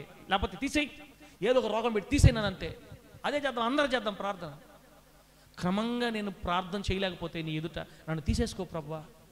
ఏడవాలి దేవుడి దగ్గర. నేను ఎందుకు నీకు మహిమకరమైన జీవితం చేయకపోతే నేను ఎందుకు నా జీవితం ఈ భూలోకంలో ముసలిదాన్ని అయిపోయా, రేపో మాపో పోతా, ఇంకా లోకం కోసం బతుకుతున్నా. నా వల్ల నీకు ఉపయోగం లేదు తండ్రి. రోజుకు 3 సార్లు మోకాళ్ళ నుంచి ప్రార్థన చేస్తున్నాడు 90 సంవత్సరాల ముసలోడు. సింహాల గుహలో వేయబడినప్పుడు దానియేలు గారి వయసు 80 నుంచి 90 సంవత్సరాల వయసు. 90 సంవత్సరాల ముసలోడు మోకాళ్ళ మీద ప్రార్థన చేస్తే ఏ మొక్కం పెట్టుకొని మనం ఇంకా దేవుడి దగ్గర కూర్చోవాలి? యవ్వనస్తులవి కనీసం 10 నిమిషాలు అన్న మోకాళ్ళ మీద ప్రార్థన చేయగలుగుతున్నామా? 10 నిమిషాలు మోకాళ్ళ మీద. కొత్తలో చేసాం, అది కొత్త భక్తి, తొలి భక్తి. మొదటి భక్తి శాంత కాదే. అప్పుడు భలే మెప్పించాం దేవుణ్ణి. 1 సంవత్సరమో 5-6 నెలల్లో ఉండింది ఆ భక్తి. 2 సంవత్సరాలు 3 సంవత్సరాలు ఉండింది బాగానే. మారిపోయిన తర్వాత తగ్గిపోయింది, మనలో పవర్ తగ్గిపోయింది, భక్తి తగ్గిపోయింది, దేవుని మీద ఇష్టం తగ్గిపోయింది. పక్కన వాళ్ళని చూసి నేర్చేసుకున్నాం. వాళ్ళు మనకంటే ముందు దేవుడు నమ్ముకున్న వాళ్ళు, వాళ్ళందరూ అటు ఉన్నప్పుడు మనదేంది, మనకేముంది అని వాళ్ళని చూసి నేర్చుకున్నావు నువ్వు కూడా. వాళ్ళు ప్రభుని ఏడిపిస్తుంటే నువ్వు ఏడిపిస్తావా ప్రభుని? ప్రార్థనలో సాధన, సమయం పెట్టుకోవాలి, స్థలం ఏర్పాటు చేసుకోవాలి, రోజు క్రమంగా రావాలి. తీర్మానం చేసుకుందామా ఏకపన్న దేవుడితో మనం 2024 సంవత్సరంలో, ప్రభువా ఒక్కరోజు ప్రార్థన లేని రోజు లేకుండా చేయి నా జీవితంలో. ఒకవేళ నేను ప్రార్థన చేయలేదంటే కళ్ళు తిరిగిపోయి జ్వరం ఎక్కువైపోయి నా వల్ల కాని పరిస్థితిలో తప్ప ఆరోగ్యంగా ఉన్న ప్రతిరోజు నేను నీ దగ్గర తన ప్రభు తీర్మానం చేసుకుందాం. సంవత్సరం తిరిగేలాగా చూసుకో యేసు నామముల. తర్వాత అప్పుడు చెప్పాలి, సాక్ష్యం చెప్పాలా, దేవుడు మన జీవితాలు ఏం చేయబోతున్నాడో మనం చూద్దాం. అప్పుడు వాక్యం చదవాలి, ప్రార్థన చేయాలి. మూడో సంగతి బిడ్డలారా, 139వ కీర్తన 23వ వచనం 24వ వచనం తర్వాత చెప్పేస్తా. 139వ కీర్తన 23వ 24వ వచనం ఏముందంటే, మనలను మనము ఎప్పుడు పరీక్షించుకోవడంలో సాధన చేయాలా. ఆత్మ పరిశీలన అంటారు దాన్ని. ఆత్మ పరిశీలనలో సాధన. 1 వాక్యంలో సాధన, 2 ప్రార్థనలో సాధన. సాధన అంటే ప్రతిరోజు క్రమం తప్పకుండా నిర్ణీత సమయంలో చేయాలి. దాన్ని రోజు చేయాలి. ఒక్కరోజు ఆపినా కూడా మనకు ఫలితం ఉండదు, రోజు చేయాలి. ఇప్పుడు రోజు మనం చేయాల్సిన 3వది ఏంటంటే, మనల్ని మనమే పరీక్షించుకోవాలా, మనల్ని మనమే పరిశీలించుకోవాలా. అంటే నువ్వు పడక దగ్గర కూర్చోపోయేటప్పుడు వెంటనే పడుకోకూడదు, మంచం మీద కూర్చోవాలా.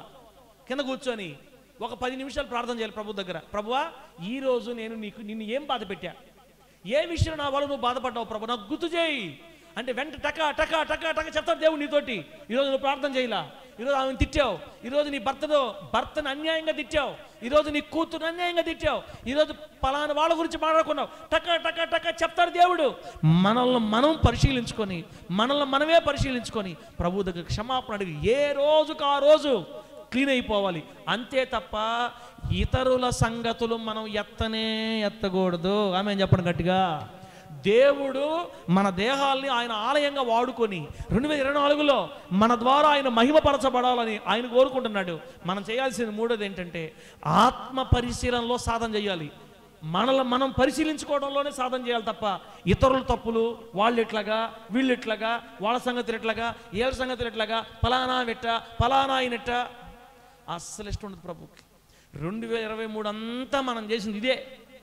వాళ్ళ సంగతి చర్చకొచ్చేవాళ్ళం, మళ్ళా బాప్తిజం తీసుకున్న వాళ్ళమే, బళ్ళలో చేతులు వేసేవాళ్ళమే. ఈ సంవత్సరం అంతా ప్రభు మన వల్ల ఎంత విసిగిపోయాడో, వేదన పడ్డాడో. వాళ్ళ సంగతులు, వీళ్ళ సంగతులు, వీళ్ళ సంగతులు. ఈ 2024లో, రాబోయే 2024లో ప్రభువా ప్రతిరోజు నన్ను నేను పరిశీలించుకోవడంలోనే సాధన చేసుకుంటా. ఆత్మ పరిశీలన, నన్ను నేను చూసుకోవడమే. నేనేం చేశాను, నేనేం బాధ పెట్టాను, నా ప్రభు కోసం ఎలా బతుకుతున్నాను, ఇంకా ఏం చేయాలి, ఇంకా ఏం మార్పులు తీసుకురావాలి, ఇంకా ఎలా ఉండాలి, నాకు ఇది చాలు ప్రభువా, నువ్వు చెప్పావు నాకు ఇది చేయమని, నేను చేస్తా తండ్రి. ఆత్మ పరిశీలనలో సాధన, మనల్ని మనం పరీక్షించుకోవడంలో సాధన. అంతే తప్ప ఇతరుల తప్పులు ఎత్తి చూపితే దేవుడికి చాలా కోపం. ప్రభు ఏం చెప్పాడు, నీ కంట్లో దూలాన్ని పెట్టుకొని లేమ్మా, నీ కంటిలో దూలాన్ని పెట్టుకొని పురుగు వాని కంట్లో ఉన్న నలుసును చూస్తావు ఎందుకు నువ్వు అసలు? నీ కంట్లో ఉండేది నలుసా దూలమా? మన కంట్లో దూలం ఉంది, పక్కన వాళ్ళ కంటే ఏం చూస్తున్నావు? నలుసు చూస్తున్నావు. వాడి కంటే భయంకర తప్పులో నువ్వు ఉండి మళ్ళీ వాళ్ళ తప్పులు వీళ్ళ తప్పులు అంటే ఏంది అసలు? తప్పు కదా. అసలు ఇతరులతో మనకేం ప్రభు మనకు అసలు పని అప్పగించలా. మనకి ఇతరుల వైపు చేయి పెట్టే పని మనకు ప్రభు అప్పగించలేదు. మనం చూసుకోవాలి, మనల్ని మనం పరీక్షించుకోవాలి. 2024లో ప్రభువా నా నోటితో ఇతరుల గురించి మాట్లాడనని తీర్మానం చేసుకోవాలి. మనం ఆమె చెప్పండి గట్టిగా, చెప్పండి గట్టిగా హల్లెలూయా. ఇతరుల తప్పుల గురించి నేను అసలు చూడను, నన్నే నేను పరిశీలించుకుంటా.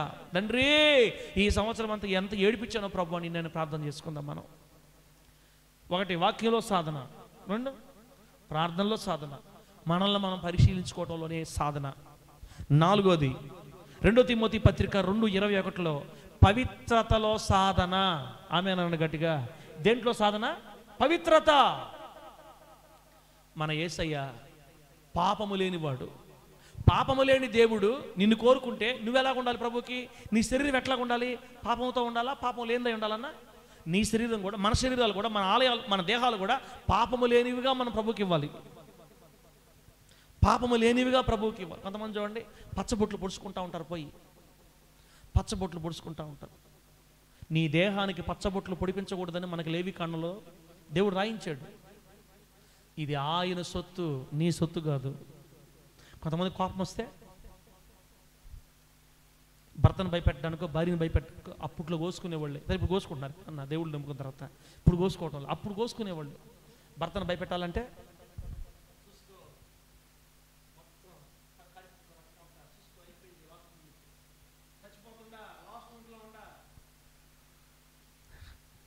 ఆయన ఆలయాన్ని కొయ్యటానికి నీకు ఎవరు అధికారం ఇచ్చారు? పవిత్రతలో సాధన, పాపాన్ని గురించిన ప్రస్తావన లేకుండా వీలైనంత ఎక్కువగా పరిశుద్ధత కొరకు ప్రాకులాడి, పాపం ఎక్కడెక్కడైతే కాసుకుని ఉందో దానికి దూరంగా పారిపోయి. యోసేపు పారిపోయాడే తమ్ముడా? యోసేపు పారిపోయాడు. తన వెదికి వస్తున్న భయంకరమైన రుగ్మత, దుర్మార్గతని తప్పించుకొని దూరంగా పారిపోయాడు ఆయన. 2023లో నువ్వు పవిత్రత కోసం సాధన చేసావా? మనం పవిత్రత కోసం సాధన చేసావా? ఎన్నిసార్లు మన కళ్ళకి చెడ్డవాటిని చూపించాం? ఎన్నిసార్లు మన కళ్ళు ప్రభు దగ్గర మలినమైపోయాయి? ఎన్నిసార్లు మన చెవులు దేవుని ఎదుట మలినమైపోయాయి? ఎన్నిసార్లు మన నాలుక దేవుని ఎదుట మలినమైపోయింది? ఎన్నిసార్లు మన తలంపులు దేవుని ఎదుట మలినమైపోయాయి? విచ్చలివిడిగా అడిగేవాళ్ళు లేరని, ఎవరికి తెలియదని నువ్వు అనుకుంటున్నావు, ఎవరికి తెలియదని. అంతరంగాలు చూసి దేవుడు మొత్తం రికార్డ్ చేస్తున్నాడు. దేవుని స్తోత్రం కలుగునుగాక. మన గుట్టంతా యేసయ్య చేతిలో ఉంది. మనుషులు తెలియదు, ప్రభు తెలుసు, అన్నీ తెలుసు. పవిత్రతలో సాధన చేయాలి, మాటను మార్చేసుకోవాలి, చూపులు మార్చేసుకోవాలి. వీలైనంత ఎక్కువగా ఒక తీర్మానం చేసుకోవాలి. ప్రభు నా కళ్ళుని ఏ రోజుకు ఆ రోజు నేను పరిశుద్ధంగా పెట్టుకుంటా. నా నోరు, నాలుక, మనసు, తలంపులు దైవ సంబంధమైన వాటి మీద నేను చేసుకోవాలి. ప్రభువా పవిత్రతలో నేను సాధన చేయాలి. ప్రభువా నాకు సహాయం చేయి. నా పవిత్రత ద్వారా నేను సంతోషపెడతా. ప్రభువా నా కోసం ప్రాణం ఇచ్చావు, నీ రక్తాన్ని కాచి నన్ను కొనుక్కున్నావు, ఈ దేహాన్ని కొనుక్కున్నావు, ఈ దేహం నీది, ఈ దేహముతో పవిత్రంగా బతికి నేను సంతోషపెడతా. ప్రభువా నీకు అపవిత్రమైనవి, నీకు ఇష్టం లేనివి నా శరీరంతో నేను చేయను ప్రభువా. ఇది కదా మనం తీర్మానం చేసుకోవాల్సింది. కొంతమంది విచ్చలవిడిగా సినిమాలు చూసేవాళ్ళు, తాగేవాళ్ళు, తిరిగేవాళ్ళు విచ్చలవిడైపోయిన దేవుని సన్నిధిలో. సంఘంలో క్రమం లేకుండా అయిపోయింది. ప్రభు చూస్తున్నాడు బిడ్డ, ప్రభు చూస్తున్నాడు, జాగ్రత్త. వాక్యంలో సాధన, ప్రార్థనలో సాధన, ఆత్మ పరిశీలనలో సాధన, పవిత్రతలో సాధన. 1 తిమోతి పత్రిక 4:14లో వరములలో సాధన, వరములలో సాధన అంటే దేవునికి వరం ఇచ్చాడు, ప్రార్థన చేసే వరం ఇచ్చాడు. ఆ వరము ద్వారా ఆ వరాన్ని నువ్వు వాడి దేవుని రాజ్య వ్యాప్తి కోసం పాటుపడాలా. నీకు పాటలు పాడే వరం ఇచ్చాడు, ఆ వరమును వాడి దేవుని రాజ్య వ్యాప్తి కోసం పాటుపడాలా. దేవుడి గురించి 4 మాటలు ఇతరులతో చెప్పగలిగే వరం ఇచ్చాడు, దాన్ని వాడి దేవుని రాజ్య వ్యాప్తిలో నువ్వు వాడబడాలా. పరిచయం చేసే వరం ఇచ్చాడు, దాన్ని వాడి దేవుని రాజ్య వ్యాప్తిలో వాడబడాలా. ఏ వరం ఇచ్చాడు దేవుడు మీకు? అసలు మీకు దేవుడు ఏ వరం ఇచ్చాడు మీకు గుర్తుపడ్డారా? దేవుడి దగ్గర నుంచి మీరు ఏ వరం పొందుకున్నారు? ప్రార్థన వరమా, పాటల వరమా, ఉపవాసాల వరమా, ఇతరులు బుద్ధివాక్యం చెప్పే వరమా, జ్ఞానవాక్యం చెప్పే వరమా, దేవుని వైపు ప్రజలను మళ్లించగలిగిన వరమా? ఏ వరం? మాకేం లేవు సార్. ఆ మాటే అనబాకండి. అసలు మాకు వరాలే లేవు, అసలు లేవు మాకు వరాలు. వరం లేకుండా ఎవరు ఉండరు. వరం లేవంటే అసలు నువ్వు మనిషివే కాదని అర్థం. ప్రతి ఒక్కరికి ఒక వరం ఉంటుంది, దేవుడు ఇచ్చుంటాడు మనకి. అది గుర్తుపట్టి దాన్ని వాడి దేవుని రాజ్యవ్యాప్తి కోసం మనం పాకులాడాలి. ఒక అతను బైబిల్లో ఉన్నాడు, ఆ తలాంతు తీసుకుపోయి మట్టి తవ్వి భూమిని తవ్వి భూమిలో పాతిపెట్టాడంట. ఆ ఒక తలాంతుని దేవుడి కోసం వాడకుండా భూమిలో పాతిపెట్టేశాడు. భూమిలో పాతిపెట్టి వరాలు వాడుకోకుండా దేవుడిచ్చిన అవకాశాలన్నీ పాడు చేసుకొని లాస్ట్లో ప్రభు దగ్గర పోతే ప్రభు అన్నాడు, వీడిని తీసుకెళ్ళి వెలుపడి చీకట్లో పడేయండి, నేను ఇచ్చిన వరాన్ని వాళ్ళ. దేవునికి ఏ వరం ఇస్తే చిన్నదైనా పెద్దదైనా దాన్ని వాడి దేవుని రాజ్య వ్యాప్తి కోసం పాటుపడు. పరిచయం చేసే వరం ఇచ్చాడు నీకు దేవుడు. ఆ వరం ద్వారా నువ్వు దేవుని రాజ్య వ్యాప్తిలో ఉపయోగపడాలా. దేవుడు వరాలు ఇచ్చినా కూడా దాపెట్టేస్తున్నారు, పక్కన పెట్టేస్తున్నారు. దేవుని వరాలని దేవుని కోసం వాడడం కంటే ఈ లోక సంబంధమైన పనుల్ని ఎక్కువగా ఎంచుకొని పక్కన పడేసి రోడ్లో పడేస్తున్నారు దేవుని వరాల్ని. సహోదరులారా, ప్రార్థన చేసుకుందాం. ప్రభు నీకు ఏ వరం ఇచ్చాడు గుర్తుపట్టు. 2024లో ప్రార్థనలో, వాక్యంలో, పవిత్రతలో, వరాలు వాడుకోవటంలో, మనల్ని మనం పరిశీలించుకోవటంలో నమ్మకంగా తీర్మానం కలిగి సాధన చేసి తిరిగి మరలా సంవత్సరం ముగింపులో ఒకవేళ మనందరం బ్రతుకుంటే 2025 పెట్టేటప్పుడు మనందరం బ్రతుకుంటే అప్పుడు మాట్లాడుకుందాం. ఎవరు నమ్మకంగా చేశారు దేవుణ్ణి, ఎవరు సంతోషపెట్టారు ప్రభువుని, ఎవరు ప్రభువుని మెప్పును పొందుకున్నారు, ఆ రోజు సాక్ష్యంలో మాట్లాడుకుందాం. ఈ 2023 నాశనం చేసుకున్నట్టుగా, ఈ 2023 పోగొట్టుకున్నట్టుగా 24 పోగొట్టుకోకూడదు. ప్రభుతో తీర్మానం చేసుకోండి. ఒక అరగంట సేపు లేదా ఒక 15 నిమిషాలు 20 నిమిషాలు మ్యూజిక్ పెడతారు, ప్రార్థన చేసుకోండి. 15 నిమిషాలు చాలు, ప్రార్థన ముగించుకున్న తర్వాత ఇప్పుడు మీకు చెప్పాను కదా బిడ్డలారా, ఎవరికి వాళ్ళే ప్రార్థన చేసుకొని దేవుడితో సమాధాన పడండి. నూతన సంవత్సరాలకి అన్నీ ఒప్పుకొని విడిచిపెట్టి ఈ పాత అలవాట్లని, ఈ పాత బుద్ధుల్ని మరలా దాంట్లో కొత్త తీసుకెళ్లకుండా అన్నీ మనం కడిగేసుకొని దేవుడితో సమాధానంగా ముందుకెళ్దాం. ప్రభు ఈ మాటలు మనకు ఆశీర్వాదకరంగా మార్చి వర్ధిల్ల చేయునుగాక.